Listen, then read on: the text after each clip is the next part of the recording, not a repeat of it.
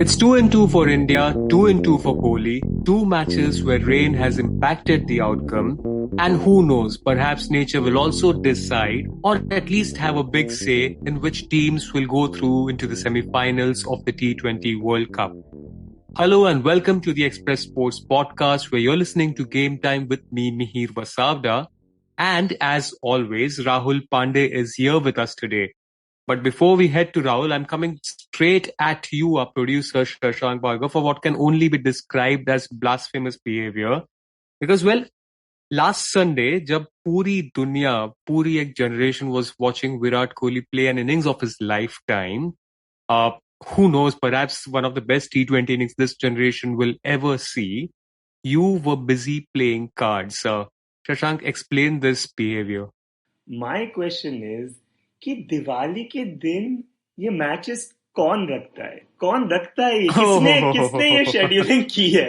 दिवाली एक टाइम होता है जब आप खुल के कार्ड्स खेलते हो, खुल के गैम्बलिंग करते हो, you know, it's family time. And उस दिन पे आपको इतना इंपॉर्टेंट मैच रखने की क्या जरूरत है? बिकॉज काफी एक साल में एक बार क्या काफी टाइम बाद ऐसी एक इनिंग्स आती है जहां पर एक प्लेयर कंप्लीटली एक जनरेशन को पूरा डिफाइन करेगा. It's like what Tendulkar and Sharjah was for us growing up in 90s यार. And you were I don't know winning some candies और ₹1 का कॉइन ऑन योर सम जुआर. राहुल पांडे यार, मतलब थोड़ा कुछ कहो हमारे प्रोड्यूसर को. I mean, not much to add though, because you very eloquently put just how important it was for Virat, the batter, to play that innings, and for India as a team to win that match. Was, almost 12 months ago that India lost that game, that opener of theirs at the 2021 T20 World Cup. A lot of pressure was there on this side to win this one. And then for Virat, his story arc in the last couple of years, the way he hasn't been able to score the magnitude of runs that he so easily did for so many years, for him to come back into this match and then play that kind of a knock. You talked about Sachin and Sharjah, and I remember there's this segment in Sachin's documentary where Kohli says that बचपन में जब सचिन को खेलते देखते थे, then when you used to watch him basically hit pacers down the ground without a follow through, that would raise questions inside his head. How is he able to do that? I think Kohli played a couple of shots that day, which will put these questions in the head of the next generation batters, and especially that Haris Rauf 6 that he hit down the ground over long on. I mean, just where the delivery landed, just the bowler who was bowling to him, Haris Rauf, I think holds the most important key for Pakistan in terms of their bowling going into this World Cup, given his experience playing in Australia, given his stats when it comes to death overs, and just given his sheer pace. So I think he's the most important bowler as far as Pakistan is concerned. Kohli also said after the match that he had a chat with Hardik in the middle, and he said, "Agar main Haris Rauf ko agar apan hit kar lenge, that's when they'll be on the back foot, Pakistan team." And that's what he did. I think the next delivery, the next shot is going to be talked about as the previous one was, but it was equally magical. And even agar wo dono mein se ek bhi shot nahi laga pate, India would have lost that match. That's how important those 2 sixes were. They were requiring 28 of the next 8 deliveries, and they desperately needed those 2 sixes. They were 31 for 4 when Hardik Pandey joined Virat Kolhi in the middle, 45 for 4 at the end of the 10 overs mark, needing more than 100 runs to win at the next 10 overs. And they desperately needed Kohli to win. So last mein wo jo emotions the unke, which is when everyone was sort of coming and hugging him from the Indian team, the emotions around Rahul Dravid, the coach, never seen him this animated. And just the fact that he showed that emotion, he showed a pile of those emotions in the middle, gives you a picture of how much the skepticism around him had been, the words around him had been, and how much of a catharsis it was for him and for India. Well, Shashank, that's what you've missed, basically. Now I'm thinking, for me, this is like, moon landing हो रही थी और मैं TV पे देख रहा हूँ, कुछ और चैनल पे कुछ और देख सकते हैं, कुछ और आ रहा है या नेहरू अपना वो ट्रिस्ट पे डेस्टिनी स्पीच दे रहा है और मैं देख रहा हूँ यार ये रेडियो चैनल पे कुछ और आ रहा है और तुम हिमेश रेशमा के गाने सुन रहे हो बैठे बैठे पीछे. Well, moving on, I'm sure, I hope this wasn't the last time we've seen Kohli play like that. Because certainly if India are to head deep into the tournament, reach the semi-final, possibly play the final, who knows? Because what we have seen across the tournament so far is some really, really interesting cricket. Rahul, yaar, pehle we'll of course focus on what India have done in these two matches. You had a quick chat with Devendra Pandey after the Pakistan match as well. We tried getting Devin on call, but well, it's just too hectic with matches, match reports, press conferences, and flights. Devin wasn't able to join us for this week.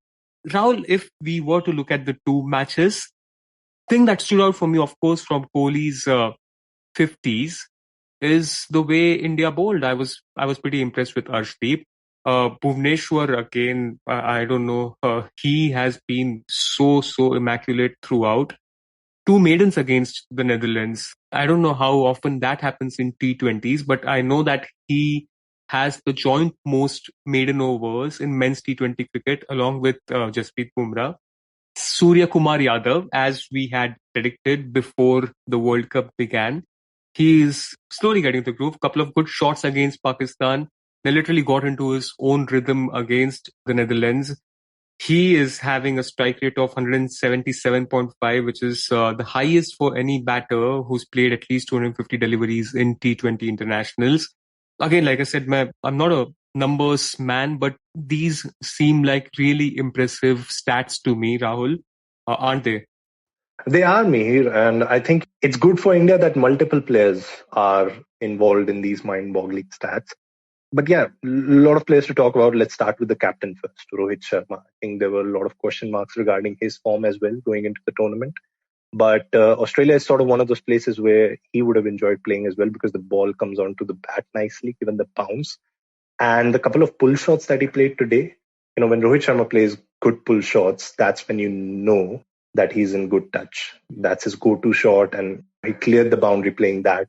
It would be considerably difficult to play the same shot on boundaries that are longer.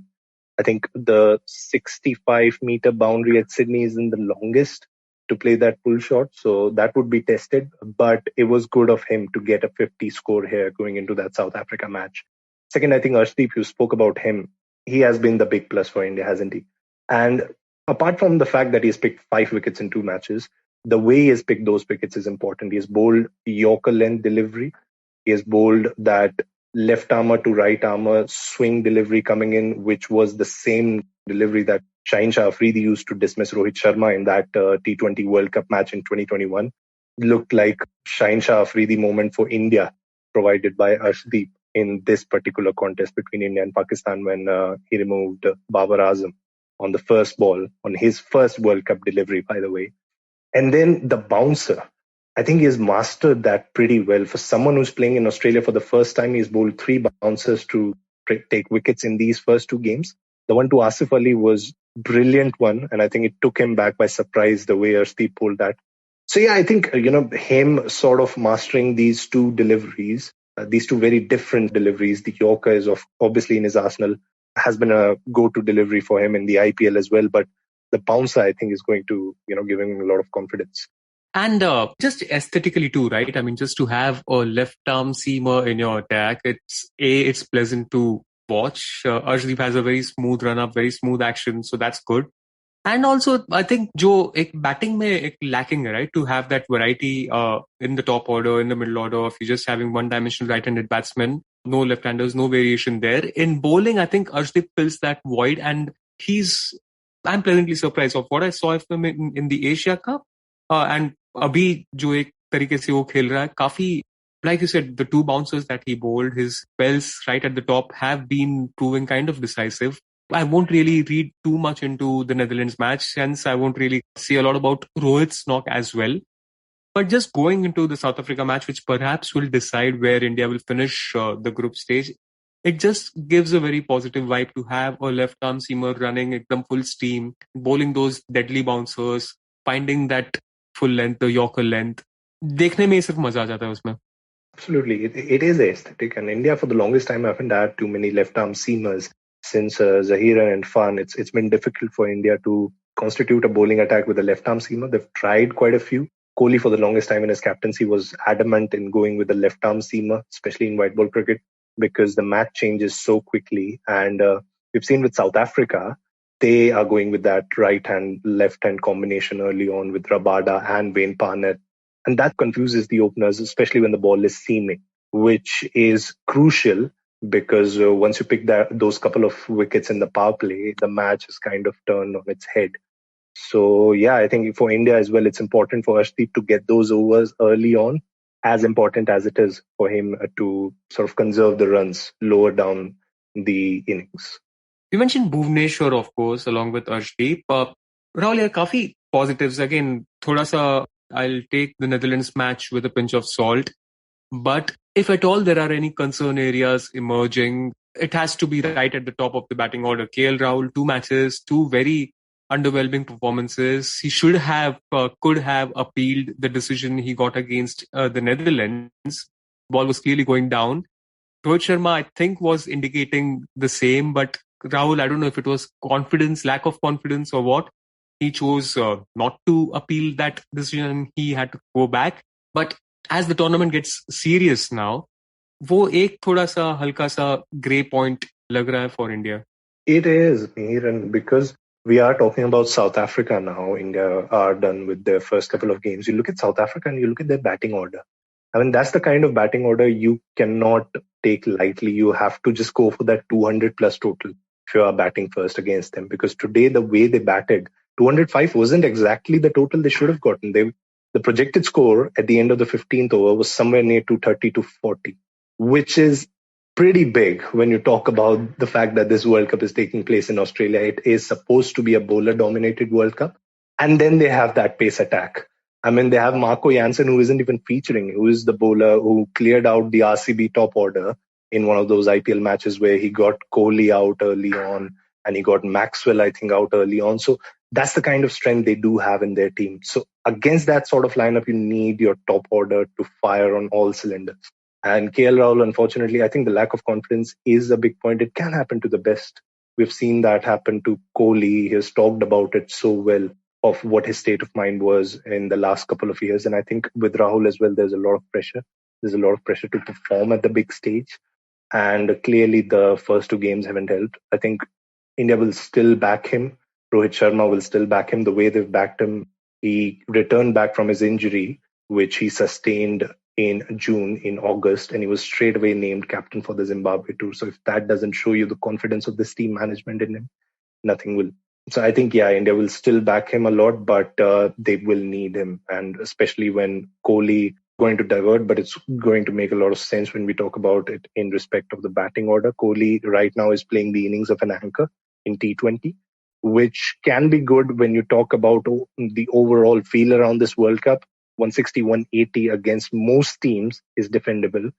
But when you face someone like South Africa, you will need all of your batters to bat 150 plus, no less than that. And that's when India will need its depth to show the power. And that's where, KL will have to perform. Yeah, I mean, Riley Russo himself is getting tons of runs, quite literally. So, सारी जो हम चीजें discuss कर रहे हैं, right? From Arshdeep to Bhuvneshwar and how Kohli goes around against quality South African attack, or even Surya Kumar Yadav for that matter, who's been built up so pretty well going into this World Cup, did not have a really pleasant stay on the field against Pakistan, but came back well against the Netherlands. Rahul, didn't he? He did. And I think even against Pakistan, I think a couple of us were talking about him just the other day in our group chat. And I think that was a pretty freaky delivery. That can be taken as a one-off dismissal. It won't be because of the magnanimity of the occasion and the opposition. But even his mood going into that innings, you see, India had just lost early wicket, were on the back foot. And then as soon as he comes on in the middle, India 2 down, by the way, at that point, he goes down the ground, hits a boundary. And that's the kind of form he has been in. And that's the kind of confidence that he has had since he debuted for India back in March 2021. His shot style is pretty favorable when it comes to Australia, where you have at least one boundary that's of 80 meters. He can find gaps on all directions. Was targeting the shorter boundary today as well and was the player of the match today. The 50 will give him a lot of confidence. I don't think his confidence was out as such going into the Pakistan match or playing that innings as well. But I think, India need him to be at his best India need him to just sort of go after this South Africa bowling lineup early on, because we saw, even though the Zimbabwe-South Africa match was incompleted, we saw how they can be taken down. Zimbabwe lost 4 wickets for 19 and then ended up getting 79 in their 9 overs, which sort of was a small passage of play. But if it's a 20-over match, that can give India a lot of hints as to how to take down South Africa. हम हमेशा बात करते हैं यार about all these remarkable shots and massive sixes and all those things, but I think the most important contribution from an Indian point of view so far was a ball that was very well left, quite literally well left by Ravichandran Ashwin against Pakistan. And it came at such a crucial stage in that match. I mean, I don't want to keep on going back to the Pakistan game again and again, but it was just a moment where I think Ashwin showed why his presence in a T20 team is important.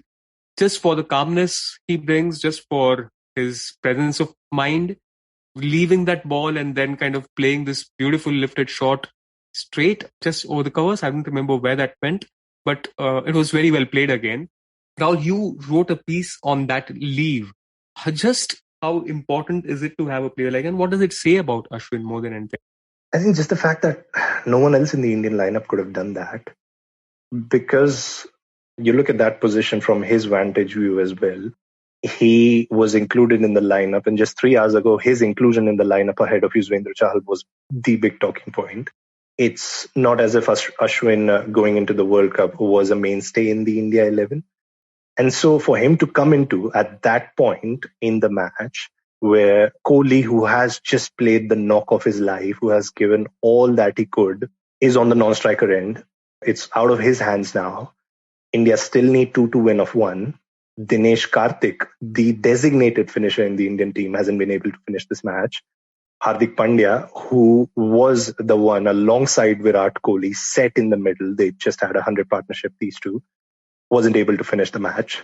And so the onus was on him with that first ball. And he recently had a great chat from, this video that the BCCI have posted online. You must watch it. And where he said, my mindset was that if the ball wouldn't have been counted as a wide and would have rather hit my pad or, my stumps, I would have just gone back to the dressing room and taken my mobile phone out and tweeted, it was good representing India for so many years. And that's it from my end. Because the stakes were so high. India-Pakistan match, India have lost to Pakistan just the last year at the World Cup. They needed to win this one. The pressure was just too much. And you look at the table right now and you'd see Pakistan is at a disadvantage right now after losing that match. So had India lost it, they would have been the ones at the receiving end of that disadvantage. So yeah, for him to just come in and leave it. There's also this interesting story. Back in 2016, he had just watched Chennai 28-2, which is a Tamilian movie, sequel of the 2007 Venkat Prabhu directorial, which is basically about friendship set against the backdrop of gully cricket. So he had just watched that movie and tweeted that, this completely put my life on rewind mode. Genuinely felt I could have been part of it. And the director in a few days would say, we were thinking of keeping Ashwin as a cast in the movie for even a short role, but it just couldn't work out given his schedule. And then the funny bit is, in that movie, the 2007 Chennai 28 movie, which is the prequel, the original one, there's this scene where 5 runs are needed of 5 balls. And actor Ranjit's character, Imran, is basically taking guard. And as soon as the bowler releases the ball, he's standing outside the leg stump. He moves inside and the ball is deemed as a wide, which is basically what Ashwin did within the rules of the games. He was taking his guard outside the crease and then he moved in and then the ball was deemed wide. So yeah, it just goes to say where life can take you. 6 years back, he was just tweeting out about this movie, which had this particular scene in its first part. And then 6 years later, he's possibly given Chennai 28-3, he's released that at the biggest of stages at the MCG. Well, it's quite dramatic, that thing. But I mean, apart from Ashwin's calmness, what will also be required, and you mentioned of Pakistan now being in a very tricky situation vis-a-vis their progression into the semi-finals, it will also be important. The win also puts India, it gives India a slight upper edge because of the other factors which are beyond any of the teams, and that is the rain.